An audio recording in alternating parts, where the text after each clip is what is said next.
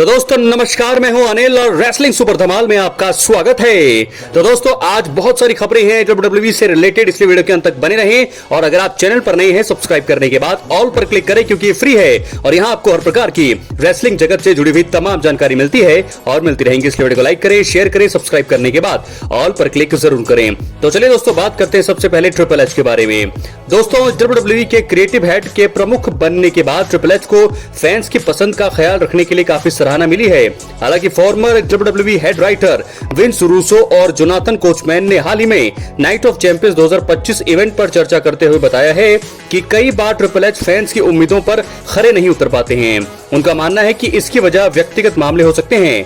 Coachman ने event में Jacob फाटू, CM पंक और कैरिन क्रॉस जैसे लोकप्रिय रेसलर्स की हार पर हैरानी जताई। रूसो ने इस पर स्पष्टीकरण देते हुए कहा है कि अगर WWE के chief content officer triple H fans की चाहत को अनसुना कर रहे हैं तो इसकी वजह उन रेसलर्स के प्रति उनकी निजी राय हो सकती है।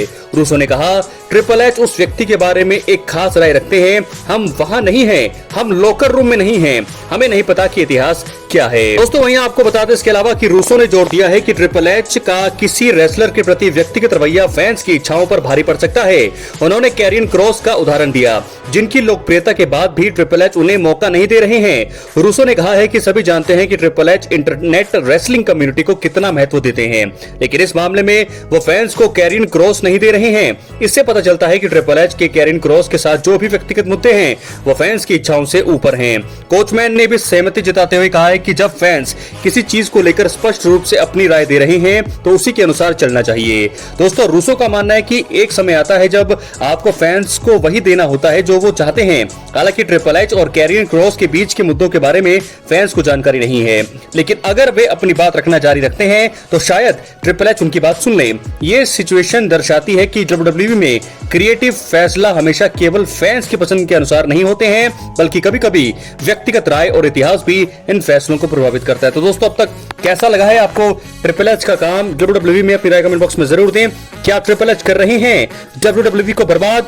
फैंस को पता चल गया राज तो हो जाएगा बड़ा बवाल। अपनी राय कमेंट बॉक्स में जरूर, चैनल पर नए सब्सक्राइब करने के बाद ऑल पर क्लिक करें। इसके बाद हम बढ़ेंगे अपनी अगली स्टोरी की तरफ जो जुड़ी है रोमन रेंज से। तो दोस्तों फिलहाल आपको बता दें कि रोमन रेंज जो है ब्रेक पर हैं और हाल ही में जो है 40 साल के रोमन रेंज हुए थे, लेकिन बड़ी खबर यह है कि समर स्लैम 2025 में उनका इवेंट में आना तो है कंफर्म है, लेकिन उनका मुकाबला लड़ना भी कंफर्म है।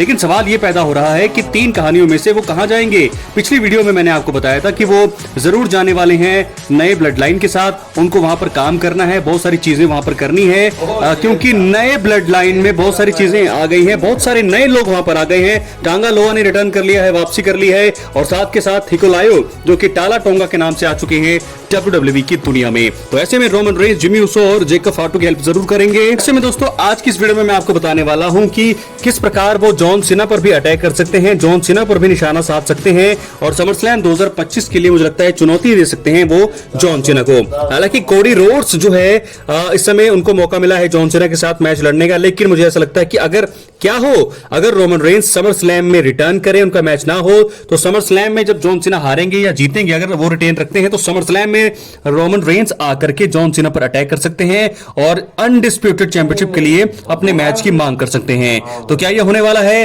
क्या रोमन रेंज आने वाले हैं जॉन सीना के लिए अनडिस्प्यूटेड चैंपियनशिप के लिए? क्योंकि फिलहाल ब्लड लाइन की स्टोरी और सेथ रॉलिंस की स्टोरी को अगर अलग कर दिया जाए तो वो जरूर इस समय अनडिस्प्यूटेड चैंपियनशिप बनना चाहेंगे। तो ऐसे में देखना होगा original tribal chief Roman Reigns क्या वापस आते ही जॉन सीना से अनडिस्प्यूटेड चैंपियनशिप की मांग करेंगे, या फिर वो सेथ रॉलिंस की स्टोरी में जाएंगे, या जाएंगे सोलो सिकोआ की स्टोरी में? अपनी राय कमेंट बॉक्स में जरूर दें। इसी के साथ बढ़ेंगे हम अपनी अगली कहानी की तरफ। तो दोस्तों अगली स्टोरी है, आपको बता दें समर स्लैम 2025 में ये तो कंफर्म है कि John Cena versus Cody Rhodes होगा अनडिस्प्यूटेड चैंपियनशिप के लिए एक बार फिर से।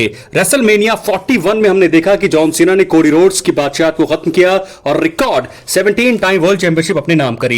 लेकिन अब समर स्लैम में जो है वो जॉन सीना बतौर चैंपियन जाने वाले हैं और कोडी रोड्स ने king of the ring tournament का खिताब जीत लिया है और अब उन्हें मौका मिल चुका है समर स्लैम में जाने का और चैंपियनशिप के लिए वापस जॉन सीना से अपनी चैंपियनशिप वापस लेने के लिए। तो समर स्लैम में होगा कोडी वर्सेस सीना एक बार फिर, लेकिन सवाल ये खड़ा हो रहा है कि कोडी रोड्स कब करने वाले हैं हील टर्न। मुझे लगता है कि समर स्लैम 2025 में एक टाइम ऐसा आने वाला है, क्योंकि रैंडी ऑर्टन को जब वो उन्होंने हराया, कुछ चीजें हमें बीच में ऐसी भी दिखी जिसके प्रति जो है वो कुछ हील टर्न के हमें कुछ संकेत मिले कि कोडी रोड्स का हील टर्न होने वाला है, शायद इसी मैच से हो जाए, लेकिन ऐसा नहीं हुआ।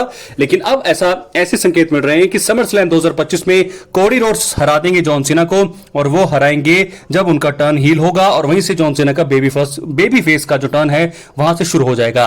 यानी कि समर स्लैम 2025 का इवेंट खत्म होते होते हमें कोडी रोड्स चैंपियन बनते हुए दिखाई देंगे दोबारा से दूसरी बार, और साथ के साथ उनका हील टर्न भी होगा। लेकिन उसी के साथ साथ हमें देखने को मिलेगा जॉन सीना का बेबी फेस टर्न हो जाएगा उनके फेयरवेल टूर में, और साथ के साथ उनको हार का सामना भी करना पड़ेगा। तो कोडी रोड्स क्या हील टर्न लेने वाले हैं समर स्लैम 2025 के इवेंट में? अगर ऐसा है तो उनको जीत के लिए बुक किया जाएगा, यह बात तो कंफर्म है। Cody Rhodes versus John Cena undisputed championship के लिए, और यहां मुझे लगता है कि टाइटल चेंज होने की संभावना पूरी है। कोडी हराएंगे सीना को, सीना बेबी फेस, उसके बाद सीना का टर्न हो जाएगा बेबी फेस और कोडी बनेंगे हील। तो ऐसे में यही चीजें होने वाली है, क्योंकि जॉन सीना ने अब तक चीटिंग से ही सारे मुकाबले जीते हैं, लेकिन इस मुकाबले में मुझे ऐसा लगता है कि चीटिंग करेंगे कोडी रोड्स और जीतेंगे, और पूरी दुनिया को करेंगे हैरान। तो चीटिंग से जीत होने वाली है कोडी रोड्स की, बनने वाले हैं एक बार फिर वो नए अनडिस्प्यूटेड चैंपियन। क्या है आपकी राय? अपनी राय कमेंट बॉक्स में जरूर दें, और अगर आप चैनल पर नए हैं सब्सक्राइब करने के बाद ऑल पर क्लिक करें। तो दोस्तों ऐसे में हम बढ़ेंगे अपनी आखिरी स्टोरी की तरफ। तो दोस्तों ब्रॉक लेसनर द बीस्ट एक बार फिर स्पॉट किए गए हैं, लगातार स्पॉट किए जा रहे हैं। और दोस्तों आपको बता दें कि 2 साल हो गए हैं, अब तक उन्होंने वापसी नहीं करी है, और अब जाकर के मुझे ऐसा लगता है समर स्लैम में उनकी वापसी हो सकती है। इतने टीजर हमने देख लिए, बहुत सारी चीजें देख ली है। गुंथर वर्सेस गोल्डबर्ग, ये एक मुकाबला है जिसमें गोल्डबर्ग की हार ऐसा लग रहा है कि हो जाएगी। गुंथर वहां पर अपने टाइटल को रिटेन करेंगे, लेकिन तभी एक और शॉकिंग चीज हमें देखने को मिल सकती है, ब्रॉक लेसनर का रिटर्न्स। दुनिया होगी हैरान। गोल्डबर्ग को हराने के बाद जब गोल्डबर्ग जो है अपना आखिरी मुकाबले को अलविदा कहेंगे, तब मुझे ऐसा लगता है कि जब गुंथर अपनी जीत को सेलिब्रेट कर रही होंगे, तो ऐसे में अगर WWE ऐसा फैसला करती है कि वो जो है ब्रॉक लेसनर का रिटर्न करा दे, दोस्तों एक अच्छा मूव होगा, क्योंकि गुंथर वर्सेस ब्रॉक लेसनर भी एक ड्रीम मुकाबला है।